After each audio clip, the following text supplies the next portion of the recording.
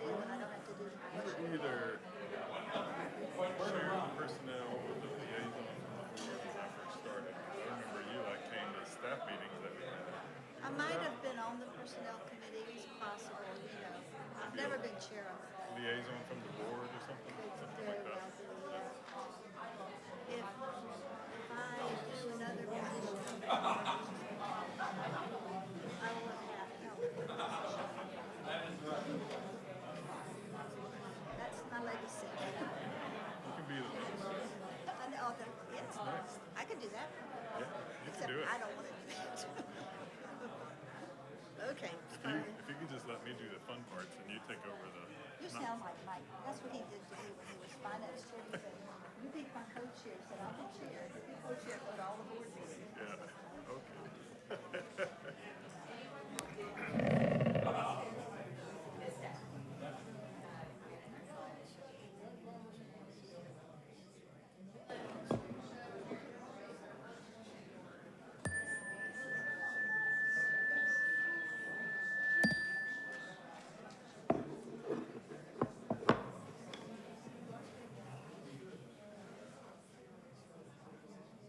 Good morning. We invite you to take your seats and prepare for this morning's service. On behalf of the worship committee, welcome to the Unitarian Universalist Congregation of Columbia. I'm Linda Brennison, and as you may note, Melody Smith was going to be here today, but unfortunately, she sends her apologies. She's not feeling well today. So hopefully she'll be well by next Sunday, and we'll see her soon. Please send her all your best thoughts. Our minister is Reverend Stephen Robinson. We'd like to remind you to stay connected with our community. So important to do that. Keep an eye on the following communications. Our recurring events are included in the calendar that's in your order of service. But special events are also coming up. We provide an emailed newsletter every Thursday to keep you informed about these upcoming events. Make sure we have your email address. And, if you think, oh, maybe we don't have your email address, if you'll write it on the card in the back of the chair in front of you and put it in the offering basket when it comes around, our administrator will make note of that and add you to our mailing list. To help our services flow very smoothly and timely, we ask you to please email all requests for announcements to worshipchair@uucolumbia.org. The service leader will then gladly share them at the close of the service.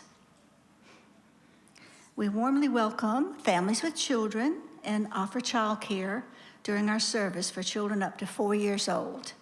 Today, after the Story for All Ages, children will go to their CYRE classes.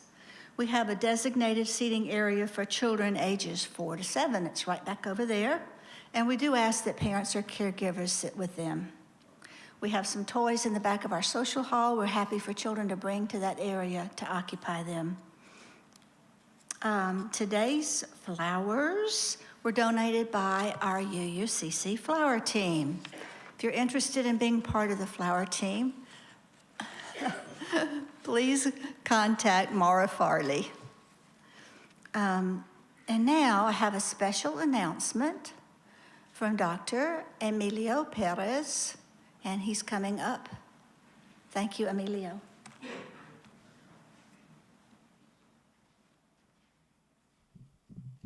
Thank you, Linda. So they asked me, well, most of you know who I am. I'm Emilio here. I'm doctor only in the hospital, but I guess I wear the doctor hat sometimes here. But people are worried about measles, and I just wanted to say a few words. But before I start, so you're not confused, it's not this measles, because I don't say measles very well.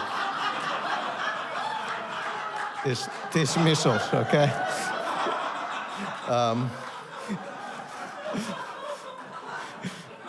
There's a little thing in the order of service that has a few things that you can read about. But for people that are worried, there's reason to be worried. There's an outbreak in South Carolina. We're kind of the center of the world for measles right now.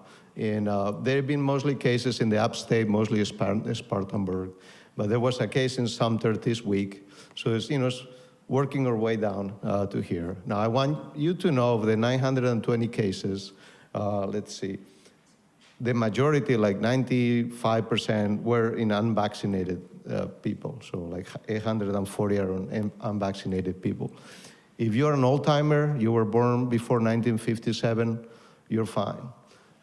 If you got the vaccines, you're fine. There's only, like, just for your information, between 1957 and 1968, the vaccine they used wasn't great.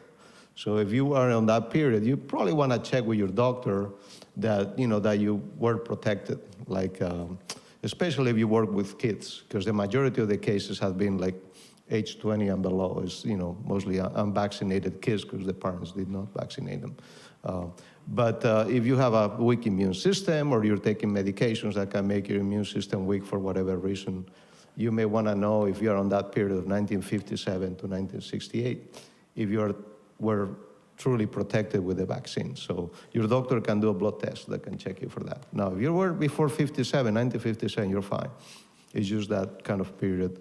Like, use as an example, my sister-in-law, she teaches like college students. So I said, you may want to check that, you're protected. And sure enough, she didn't have enough of the antibody titers. So I thought, if I were you, I'd just get the vaccine just to be sure. Okay, but most of the cases, again, is unvaccinated and young people. I don't think the majority of us will have a problem, but there's some more information here. There's some websites if you want to go to the South Carolina Public Health website. And if you have any questions, Emilio or Dr. Perez is back there for. Yes. It gives a lifelong immunity. All right, thank you.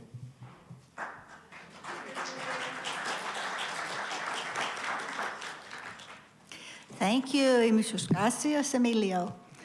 Also, I had the measles because I was born before 1957.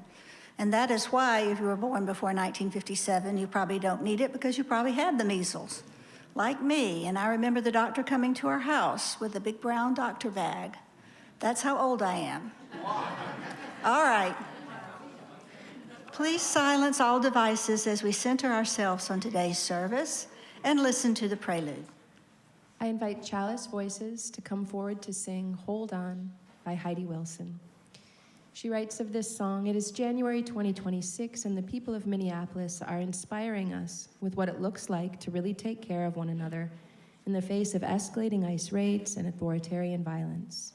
They are walking kids to school, delivering food to neighbors, standing on street corners in rapid response, and they are singing. Last month, song leader Serena Partridge led nearly 600 singers in learning this song and walking through the neighborhoods of Minneapolis to give comfort, support, and solidarity in her community. It's part of a growing singing movement from Minneapolis spreading across the country called Singing Resistance.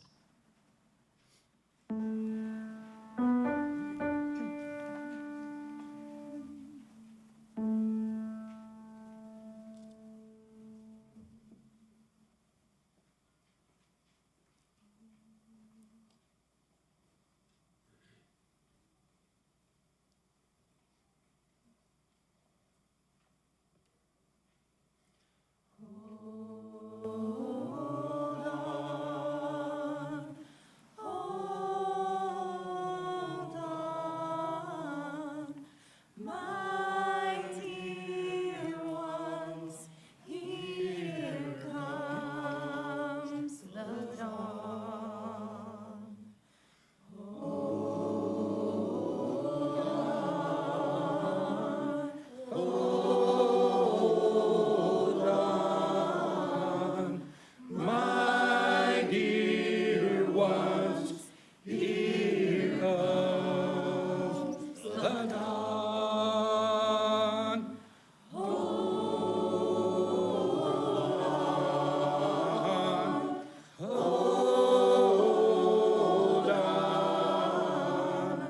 my dear ones, here comes the dawn.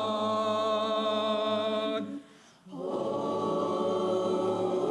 on, hold on, my dear ones, here comes the dawn.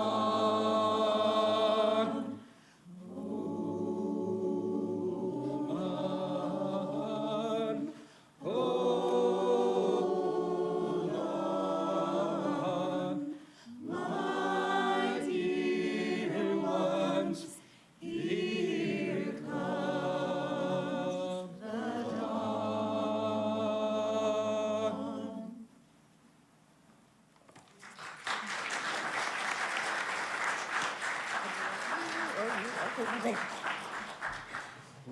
Thank you so much. And now, please rise in body or spirit and join me in the congregational covenant, which is in your order of service. Love is the doctrine of this congregation. The quest for truth is its sacrament, and service is its prayer. To dwell together in peace, seek knowledge and freedom, and serve others in community.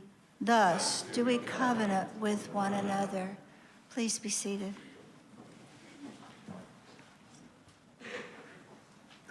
Unitarian Universalism is a diverse and non-creedal religion.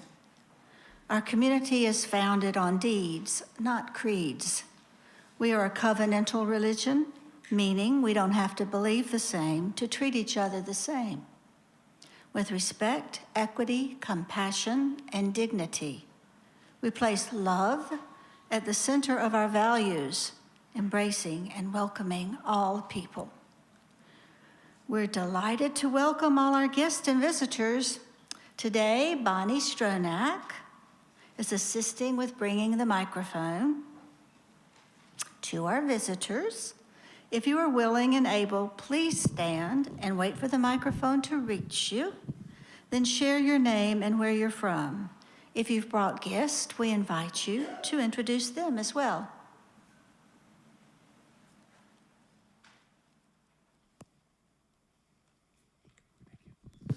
Hello. Whoa. My name's Travis Jackson. Born and raised in Columbia, moved to Charleston 3 years ago. I'm a member of the Unitarian Church in Charleston. Came here for the weekend to visit, so decided to come join y'all for worship. Thanks for having me. Welcome.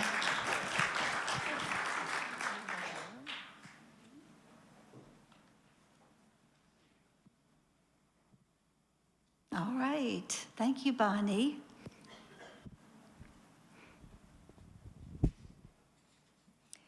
Visitors, even those who were not willing to stand today, if you'd like to learn more about UUCC, visitor cards are in the pocket on the back of the chair in front of you. Please fill one out and place it in the collection plate, and we will collect your email address if you wish to give it to us, and then we'll email you about our upcoming events once a week. Our board members and committee chairs wear green name tags in case you have any special questions or concerns for them. Thank you for being here. Today's chalice lighter is Marlene Trader. Marlene joined us about 10 years ago, maybe more. We were not sure. They participate in Social Action Committee and is also on the board at our retreat called The Mountain. Spirit of light and life, come unto us. I just want to say it's not Linda's fault the dates may not be based on that.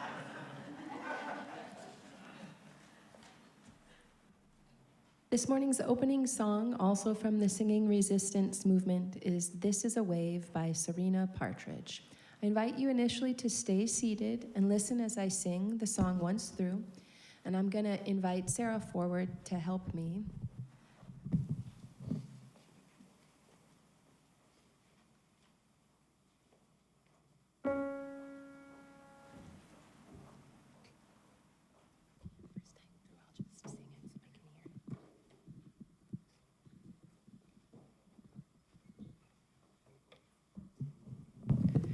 This is a wave.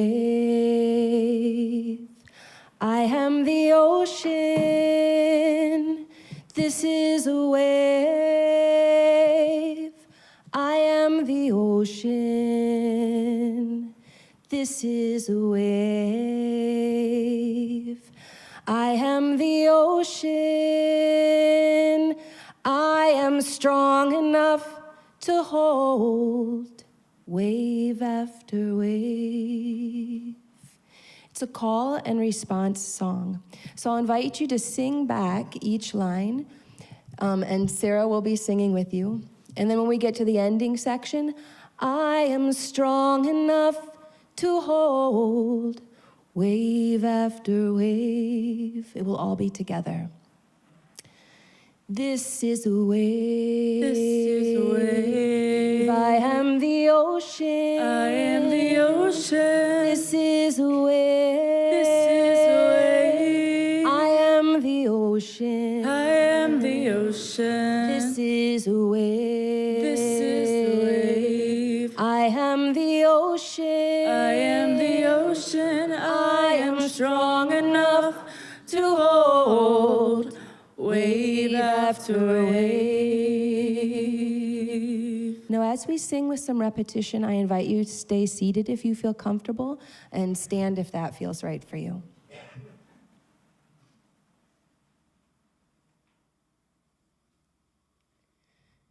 This is a wave. This is a wave. I am the ocean. I am the ocean. This is a wave. This is a wave. I am the ocean. I am the ocean. This is a wave. This is a wave. I am the ocean. I am the ocean. I am strong enough to hold wave after wave. This grief is a wave. This grief is a wave. I am the ocean. I am the ocean. This grief is a wave. This grief is a wave. I am the ocean. I am the This ocean. grief is a wave. This grief is a wave. I am the ocean. I am the ocean. I am strong enough to hold wave after wave. This fear is a wave. This fear is a wave. I am the ocean. I am the ocean. This fear is a wave. This fear is a wave. I am the ocean. I am the ocean. This fear is a wave. This fear is a wave. I am the ocean. I am the ocean. I am strong enough to hold wave after wave. This is a wave. This is a wave. I am the ocean. I am the ocean. This is a wave. This is a wave. I am the ocean. I am the ocean. This is a wave. This is a wave. I am the ocean. I am the ocean. I am strong enough to hold wave after wave.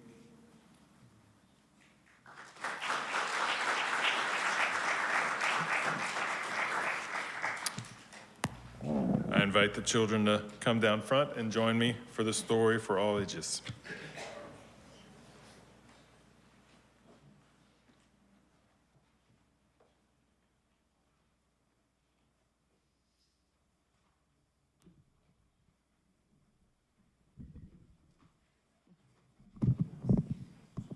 Good morning. Anybody else coming from back there? We'll wait on the nursery crew. Medj, where are you coming from, the nursery?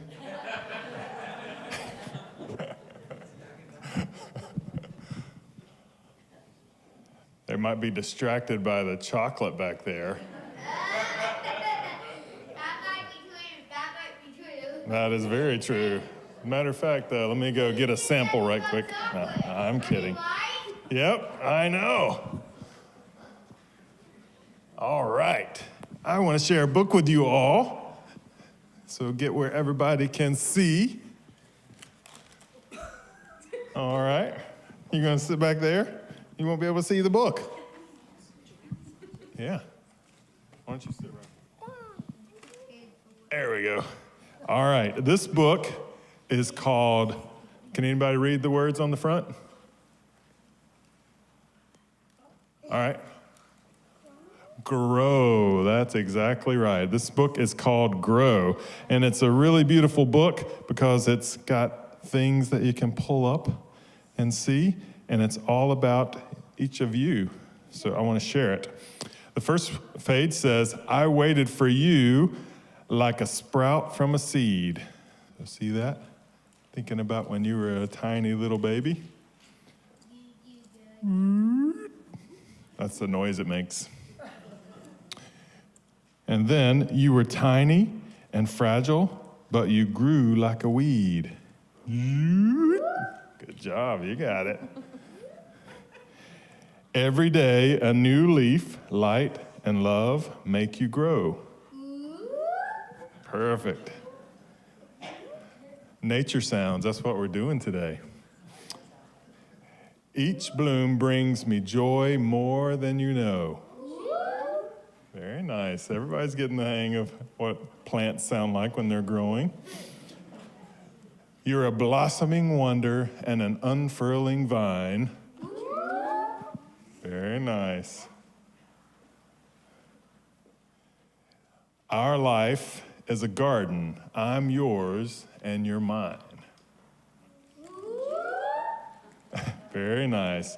One of the things I love about this book, we talk a lot here about the beautiful things outside and nature, and I think that you're going to get to spend a little time outside today in the play area if it's warm enough out there. We have beautiful plants out there and beautiful flowers that are getting ready to bloom as spring comes. We talk so much about all the beautiful things in nature, but you know what? You are a part of that as well. Each and every one of you are a beautiful part of nature, and that's what I love about this book. It reminds us that just as we love everything outside, the beautiful different colors that are all around us in nature, the beautiful different kinds of plants and flowers and things that grow, each and every one of you are different, and each and every one of you are beautiful, and each and every one of you are a part of the garden. The garden comes inside as well. So maybe next time your parents say, man, or you go to the doctor and they say, we're really growing, you know what noise you should make? That's right, because you are a part of the garden. Thank you for being a part of our beautiful garden, and thank you for coming down this morning. Please join me in singing the children out. That's right. Thank you. Real plants do not make noises. They grow silently, as far as we know. Learn your lessons well, my children. Seek your truth in the wide unknown. Love each other, work together, and search for wisdom and holiness.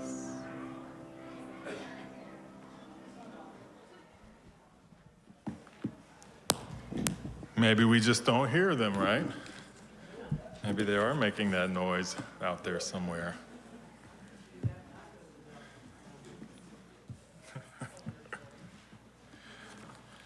This morning, our opening words come from a poem that is written by Philip Larkin, and the poem is called "Home is So Sad," personifying home as a heartbroken person that feels abandoned and left alone and changed. Philip Larkin writes, "Home is so sad, it stays as it was left, shaped to the comfort of the last to go, as if to win them back.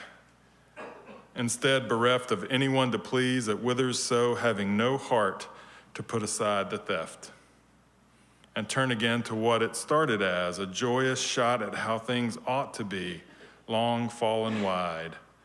You can see how it was.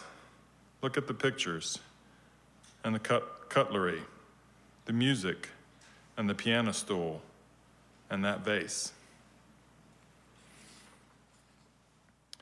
At this point in our service, we light candles where we celebrate our joys with each other in community, but also hold in a community our concerns. If you have a candle that you would like to share this morning, I invite you to come down and briefly share that joy or concern and place your candle here.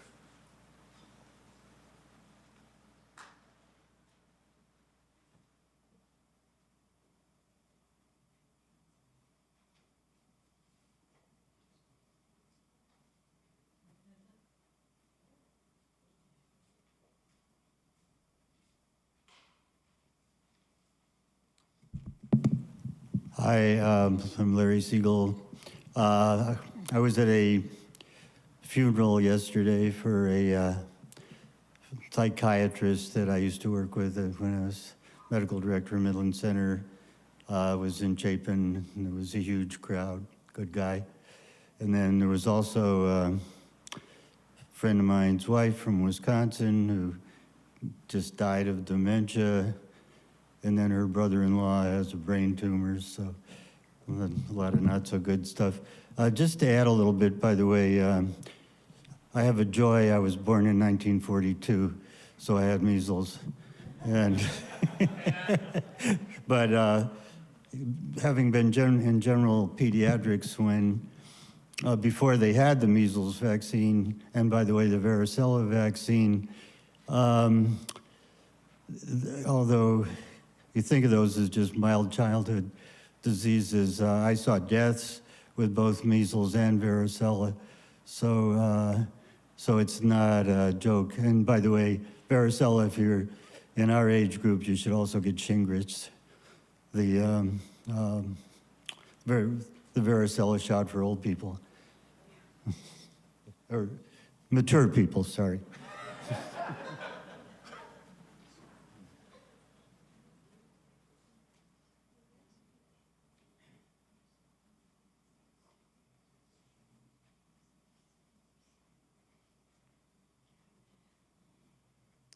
Good morning, everyone. I'm Renee, and some of you know that my son has brain tumor. We did find out that his tumor, I don't know if I had mentioned before, it has grown 3 times the size it was the year before, now covering 3/4 of his right lobe of his brain. We found out recently that radiation or proton therapy is not an option because of the damage it would do to the surrounding brain tissue. So keep my son in mind. He and his new wife, they did and are in the process of buying a new house. They're going on with life as on life's terms and doing the very best that they can. So keep them in your thoughts. My family in general can use everybody's sort of passing extra good vibes because Dad's in rehab after being in the hospital for a couple of weeks, and my niece just recovering from surgery. And then I had a thyroid biopsy. That's what this is. I'm not doing anything untoward. If it's from a thyroid biopsy, so hopefully I have good results from that because they have grown over the last 3 years. So anyway, thank you for just being part of my big family and keeping my biological family in your thoughts. Thanks.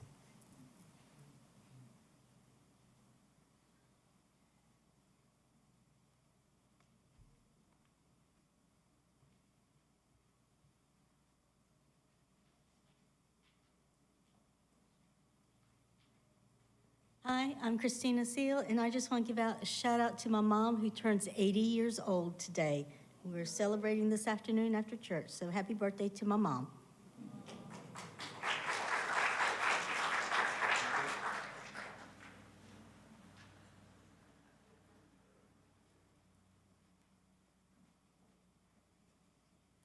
Hi, sorry, I don't have a candle, but I still have a concern, a deep concern, and also a bit of gratitude, but it's major concern.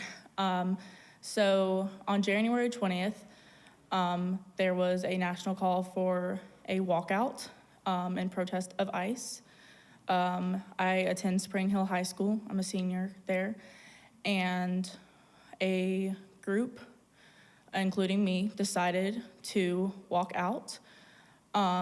We were punished for these actions for using our First Amendment right, and I received a 3-day suspension from it. At this protest, a boy called us slurs, ripped our signs, and physically assaulted multiple people. And the school has still not answered any of our questions about what the punishment for his actions have been. So this is a very, as you can see, aggravating concept.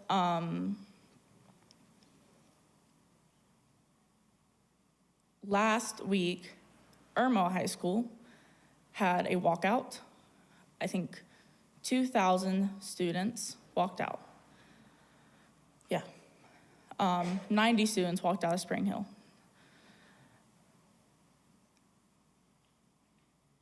Now my friends at Irmo High School who they claim started the walkout, the protest, are undergoing punishment, expulsion, suspension. Some are not even allowed to graduate. This is what we're living in right now. And while there's part of me that feels angry at the fact that we can't even protest for people literally being kidnapped and killed, I also feel gratitude for the people that were brave enough, who are texting me saying, my parents are going to be so upset if I do this. And they did it anyways. But as I sat during my 3-day suspension, doing my work, I came to a space of, this is the worst that I get, then that's fine with me. Because there are children waiting till the end of school day, walking out of school with ICE agents waiting for them at the doors to be taken away. And so if this is a punishment for speaking out against that, for me, that is fine with me. I will gladly do that. I just wanted to talk about that because this is not a concern that will be silenced by my school administration, and it will not be a concern that will be silenced by the government for me, or the president. That is not going to be silenced by anyone. That is going to stay a major concern and something I'm fighting against. Thank you.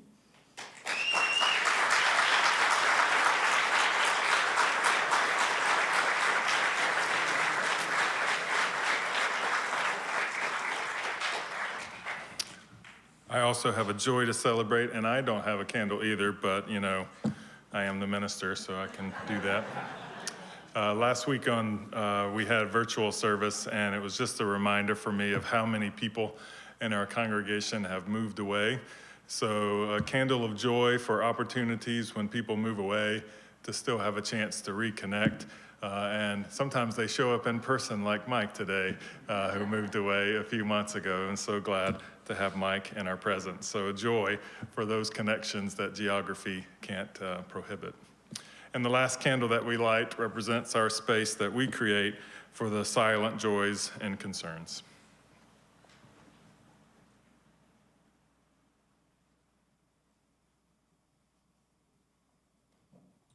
I invite you to a time of reflection to hold a few deep breaths and remember what has been shared.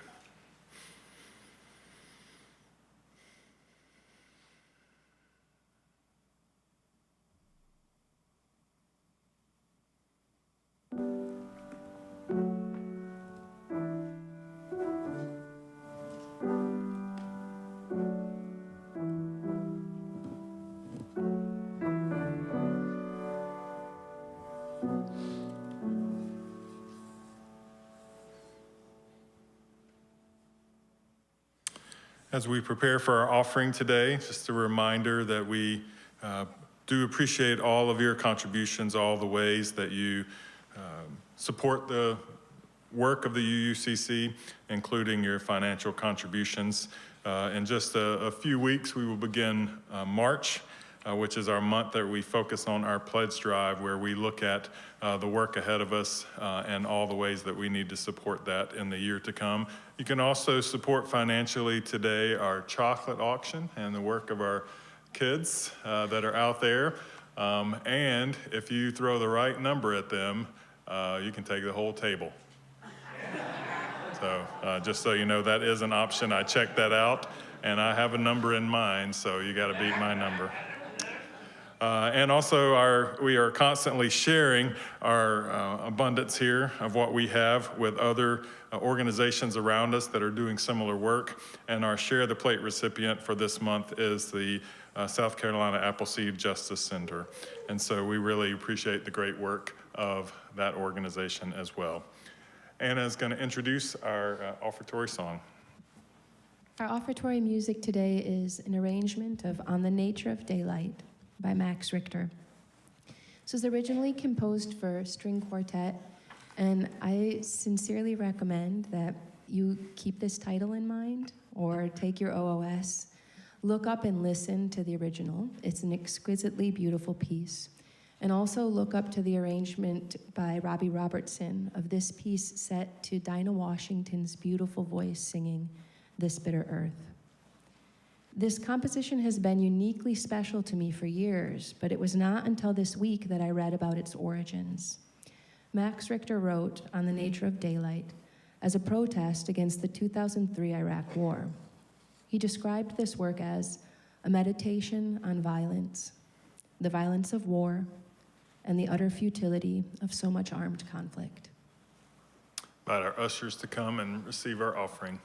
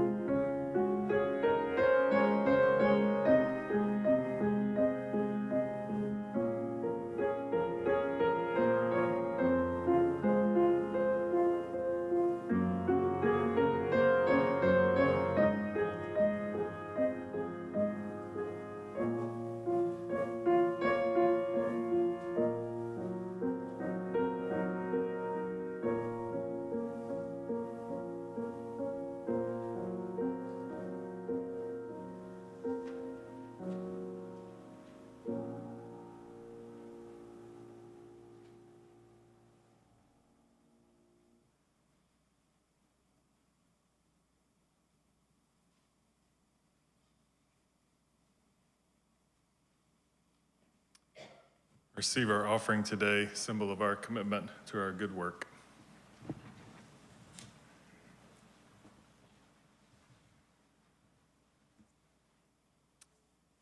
Thank you, Hannah.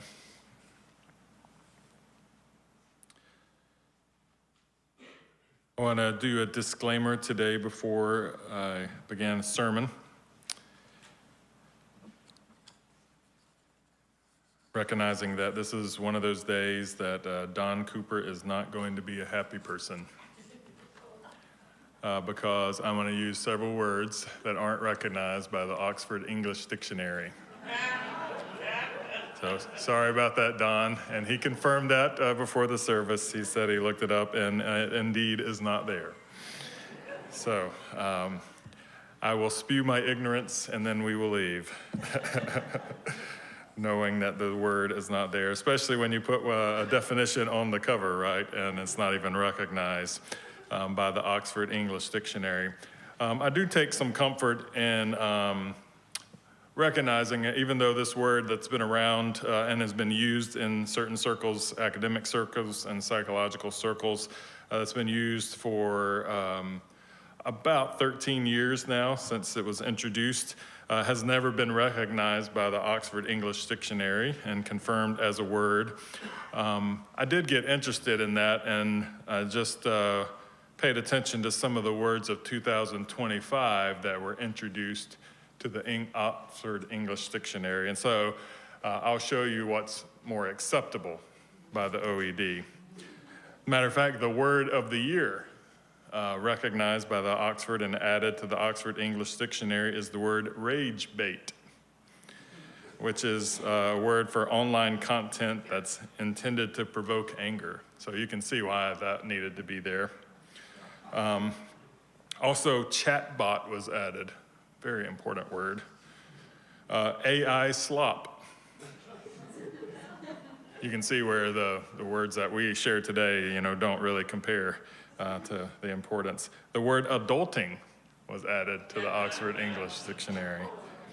And this has been long since my college years. I thought it was up there, but now it's officially a part of the Oxford English Dictionary. The word chug was added.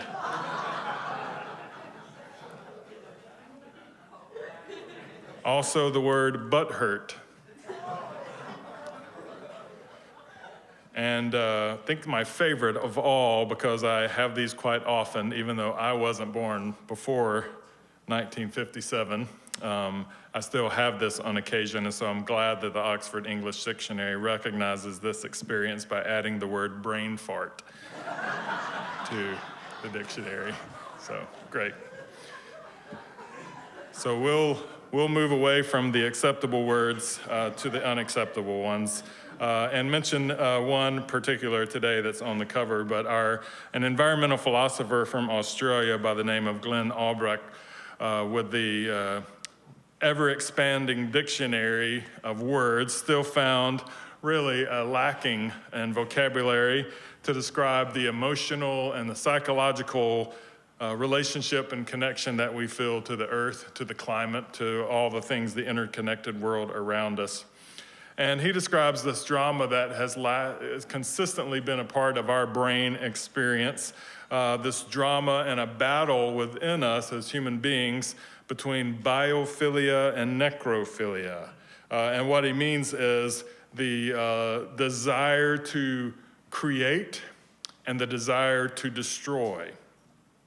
And he says that for most of human history, that drama has stayed in balance. We do a lot of creating, we do a lot of destroying, but often if we do destroy, we create to replenish. And if we replenish too much, we recognize the importance of needing to destroy. And so this, for most of human history, has stayed in balance. And he recognized that in the 21st century, that we have really heavily tilted toward destruction, arguing that for most of our history, we would destroy patches in the earth and then move on and replenish and bring creativity to other patches. And he says now we seem hell-bent on not just destroying patches of our planet, but the planet itself. In his 2019 book called Earth Emotions, he developed what he described as psychoterratic expressions of the mental and emotional being in relation to the earth. We're going to focus on one of those words today that he expresses as a psychoterratic word, a psychoterratic expression. And I'm pretty sure that psychoterratic is a made-up word too, so I'm just throwing a lot of them at you today. The word for our focus comes in chapter 2 of his book. That's called Solastalgia, which is a play on the words of solace and nostalgia. Solastalgia names the distress that we feel when we place the place that we love or the place that has held us, the place that is home, shaped or grounded in us is changing or being damaged, even while we still live in it. It is the experience of homesickness while we're actually still at home. So we long for home while being at home. It's like having grief without a funeral. It's mourning in real time in the experience of it. It is made up between two words that describe pain and comfort. And so it's finding pain in a place that used to be comfort. Solastalgia is what arises when we see forest fires burning, when coastlines erode, when winters no longer feel like winters. It's what we feel when a favorite creek that we see in the woods dries up, or we notice that birds stop returning that we're used to seeing, when the night sky grows dimmer from light and smoke and we can't see the stars burning through what we have put in its way as a barrier. And it's not only about the land that's out there, it's also about this inner landscape of our memories, our belonging, our identity that are shaken when the world that we trust no longer behaves as we expect it to. He writes that in his book, for a long time, many were told that the grief for the planet was exaggerated, unproductive, or indulgent. We were told to be positive. We were told to adapt. We were told to dwell on it, not dwell on it. But Solastalgia just reminds us that grief is not a weakness. Grief is the evidence of love, and you do not grieve what you do not care about. And so, if you feel sorrow, as we describe this experience of our changing and destructive climate around us, our world, our blue boat home that we often sing about and call it being compromised. If you feel sorrow, anger, numbness, or fear when you hear about the rising temperatures or disappearing species, just know that something is not wrong with you. Something is awake in you. He describes the concept of Anthropocene, which is, in a sense, the human beings becoming dominant in a way that's destructive in our environment around us, writing that this form of political economy has been called corruptilism. And I just want to point out, he just loves making up words, by the way. Don't look up corruptilism either. And he says it may even be better defined by corrumptilism, the ability to corrupt and destroy the integrity of a social system and its biophysical foundation by perverting all forms of development via the use of misinformation, falsehoods, money, violence to achieve self-interest outcomes that are the opposite of genuine cultural and ecological interest.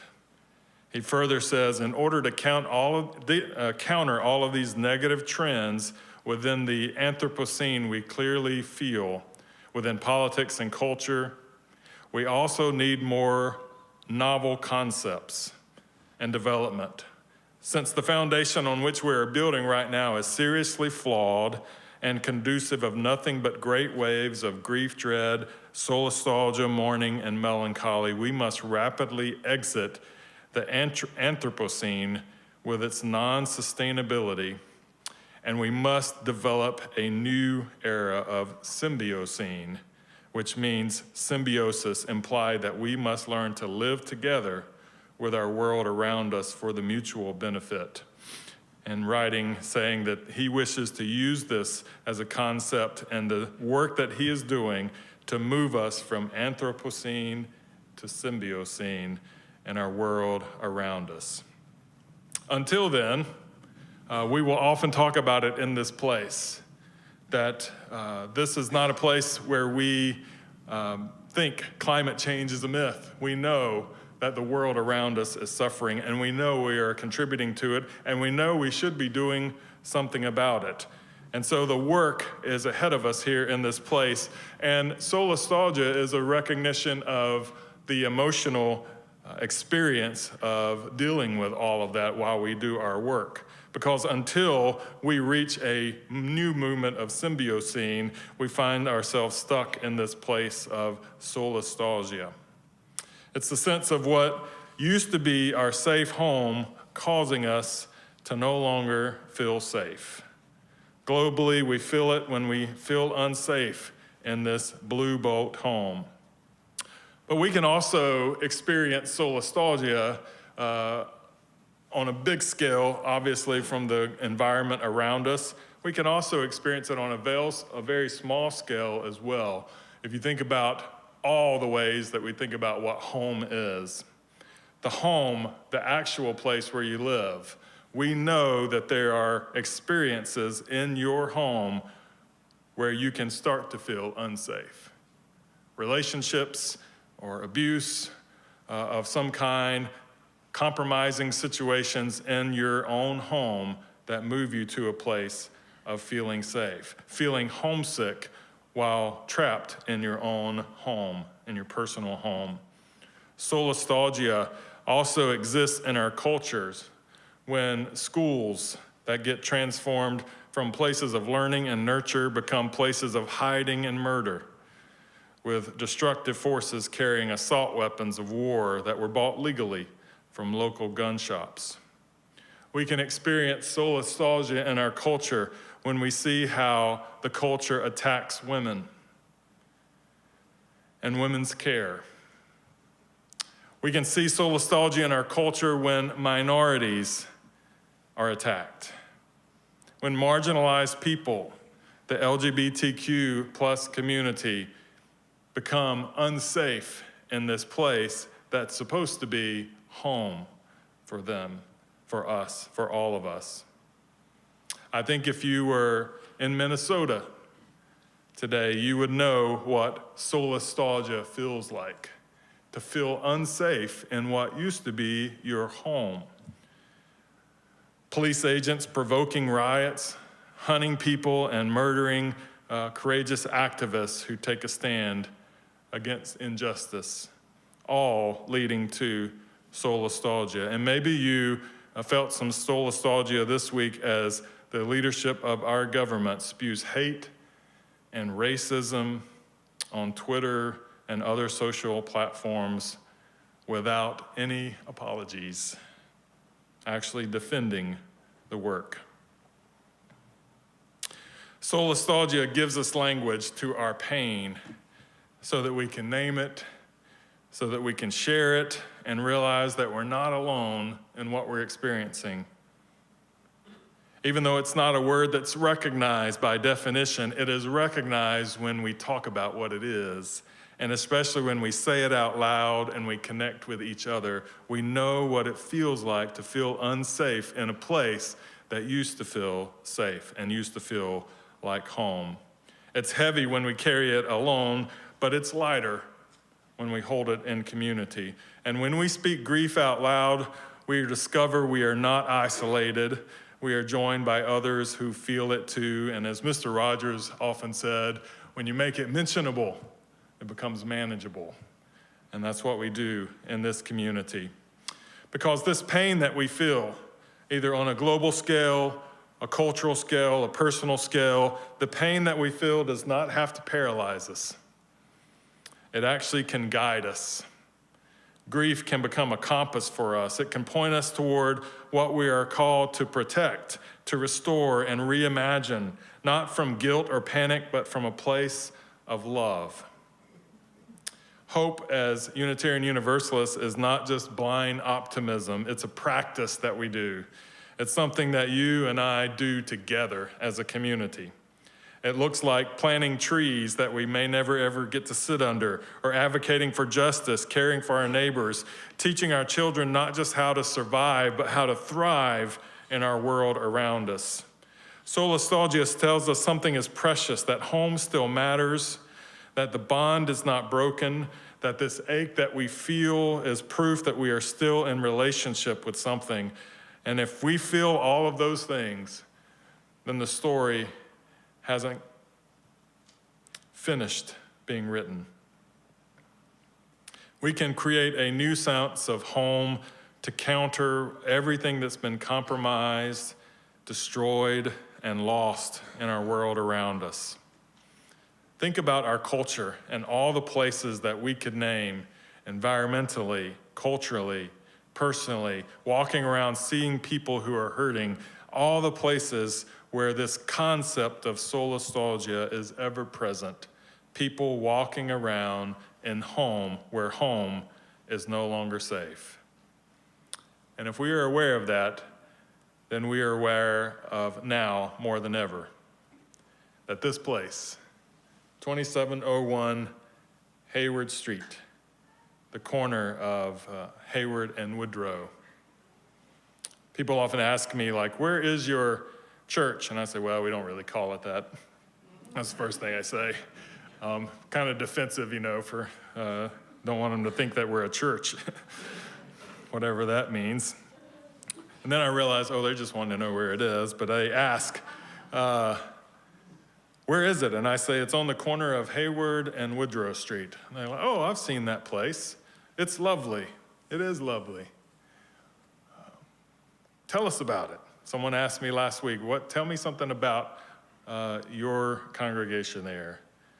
And I said, because I was preparing for this, for me, it's home. In an ever-changing world where home gets compromised all around me.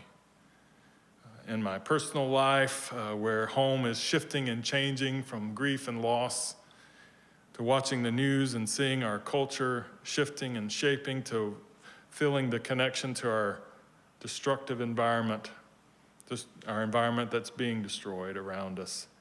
This place is home. When I walk through these doors, it feels like home. And the people there feel like family, even when we're fussing and fighting, because maybe that's what family does, right?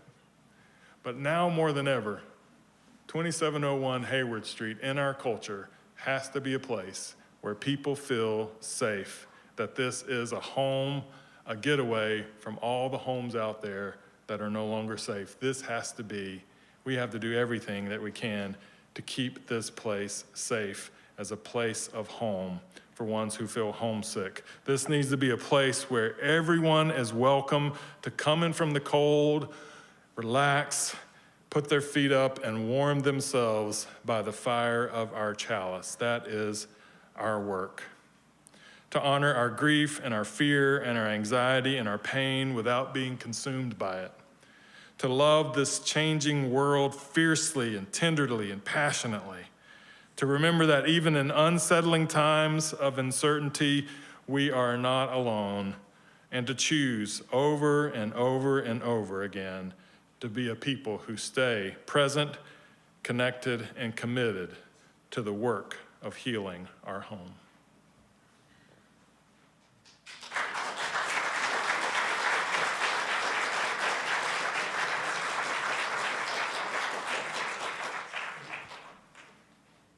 I'm going to invite you to find your teal hymnal and turn to number 1002, Comfort Me.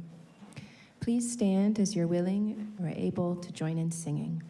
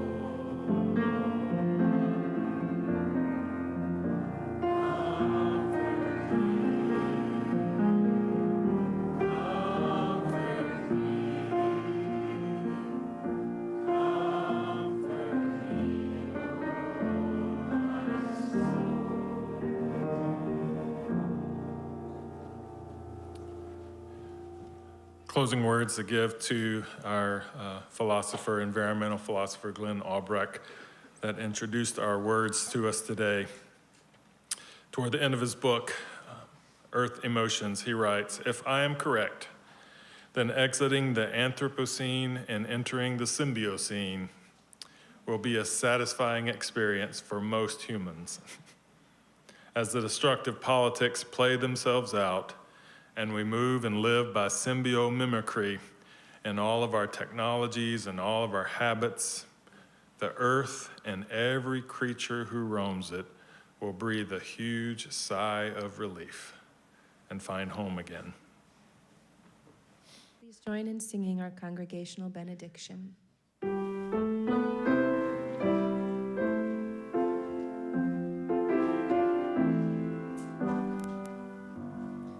May the blessings of truth be upon us. May the power of love direct us. And may the peace of this community sustain us till we meet again.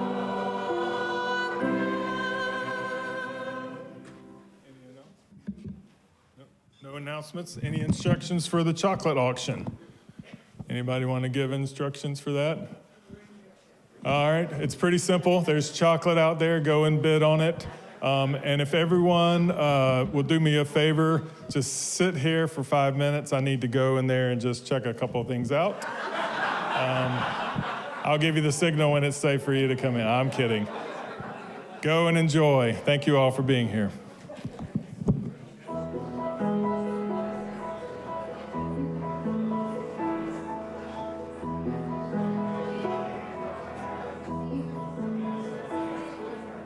Though below me I feel no motion, standing on these mountains and plains, far away from the rolling ocean, still my dry land heart can say, I've been sailing all my lifetime, never harbor or port have I known.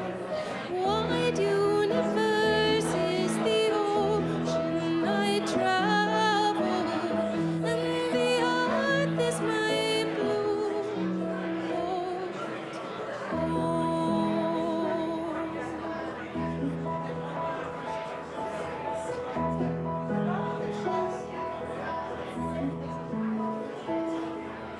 Sun, my sail, and moon, my rudder, as I ply the starry sky, leaning over the edge in wonder, casting questions into the sky.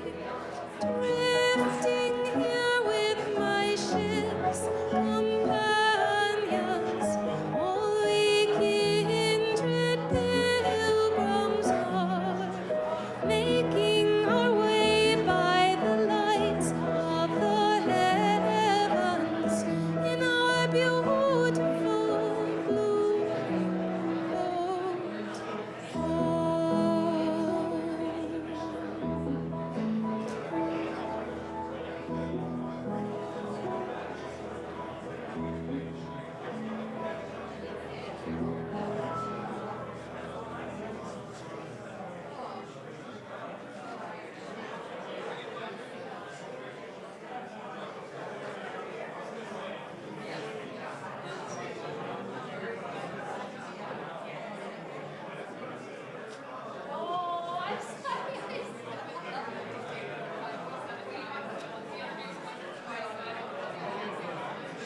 Oh, thank you for